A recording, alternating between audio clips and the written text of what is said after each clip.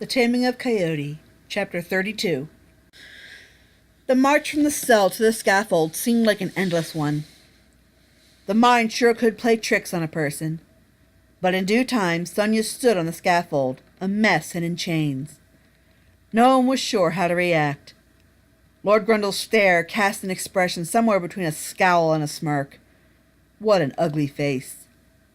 He disapproved of her opinions, yet he was well aware that she was a potential threat soon to be out of his hair.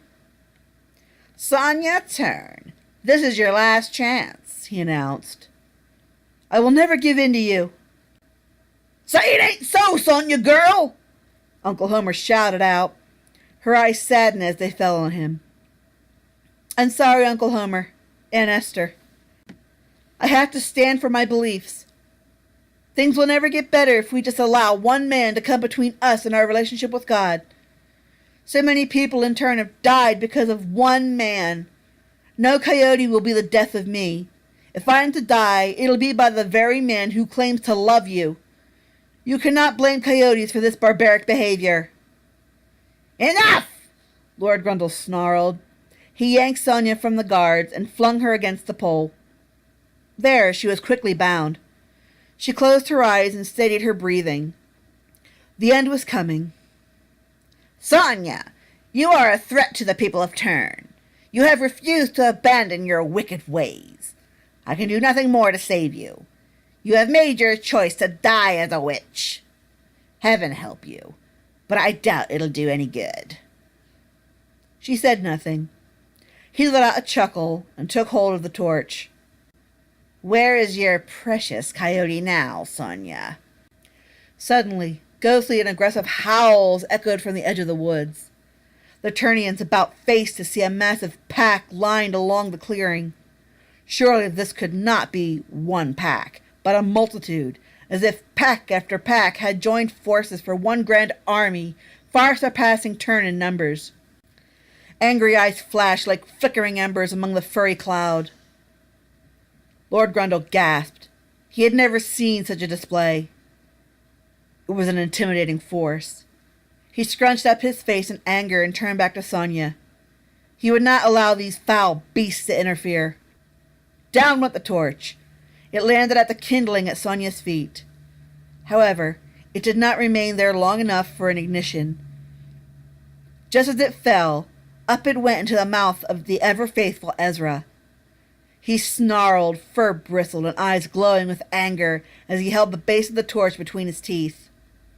"You foul beast!" Lord Grundle shouted at him. "Do you see? The witch has summoned the woodland devils!" Homer made his way to the scaffold. Esther grabbed his arm and tried to yank him back. "Homer, no! You'll be killed!" "Back off, woman!" he warned. "I'm going to get Sonia!" "But Homer!" "Sonia is not evil. I will not allow this to happen. Anyone who questions the Grundle automatically is a witch. That's nonsense. I'm beginning to see the man and his family for what they really are." With that, he hurried onto the scaffold. Ezra glanced at him for only a moment before returning his full attention to Lord Grundle and the guards. Out came Homer's knife from his belt, and he quickly cut the ropes. The chains were another matter. It would take more to remove those, but it could wait. He scooped her up and leapt from the scaffold. "Run, woman!" he shouted at Esther as he darted through the square and into a thicket just outside the fence. Esther, along with the other women of Tern, took retreat as the army of coyotes raced across the clearing. Men took up any type of arms they could, yet it was disheartening. There was just so many. 5 coyotes surrounded the thicket. They sniffed and scratched at it. Uncle Homer held Sonia down in an attempt to protect her. One fuzzy head managed to squeeze in and stared directly at them. However, just as suddenly, it pulled back. Moments later, the coyotes about faced, as if to create a perimeter about the thicket. "Sonia, what is this? Tell me it's not so. Are you a witch?" "I am no witch, Uncle Homer. An injustice will be corrected, but it is not my doing. I am still your Sonia. Only I am wiser now, and I am proud to be of Tern blood, now that I know what it means to be of that heritage. These coyotes, I swear, will not attack you or me, the women, or the children of Turn. This time the quarry is far more personal. To who? Uncle Homer asked. Both fell quiet as red paws marched by. The stripes and scar identified him immediately. He only paused a moment by the thicket before he continued towards the village. To him, Sonia whispered. Guard, what is wrong with you? Lord Grundle spat. Do something! Get rid of that cur! We outnumber him! He pushed the guards in front of him. By we, I mean you!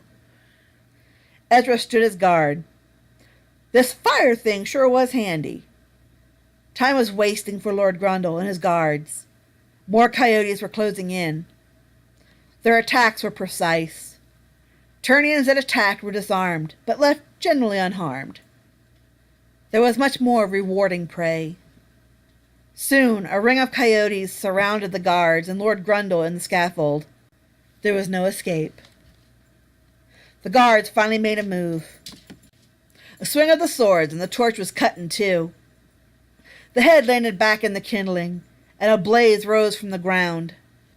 Ezra stepped back, but the other coyotes were upon them in an instant. The sight was far too much for Lord Grundle to handle. Other coyotes kept him trapped and began to close in.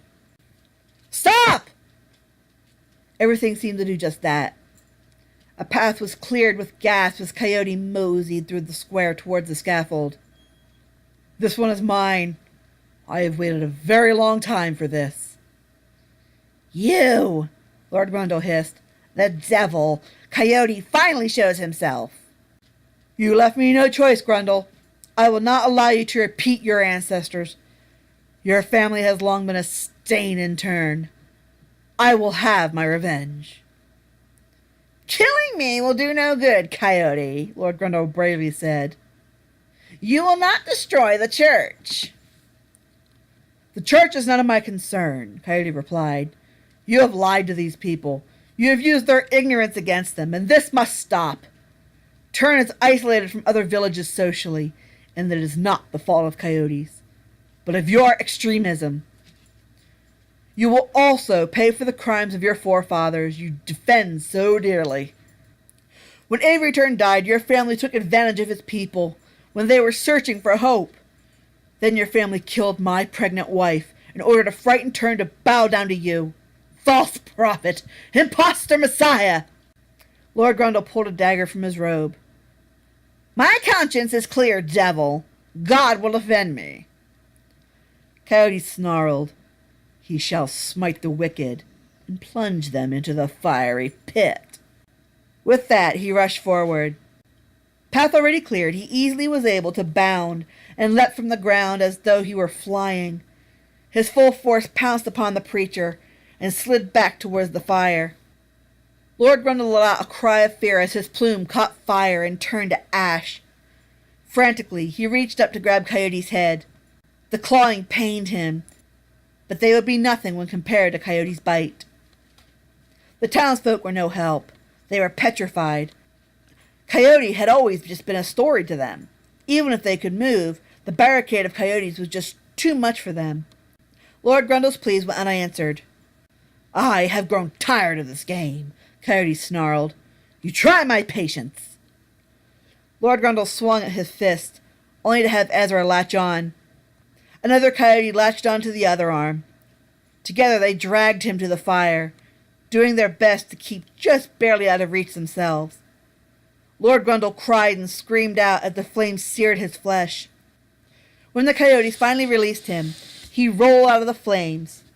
He was badly burned, but he was still alive. The time has come, Grundle.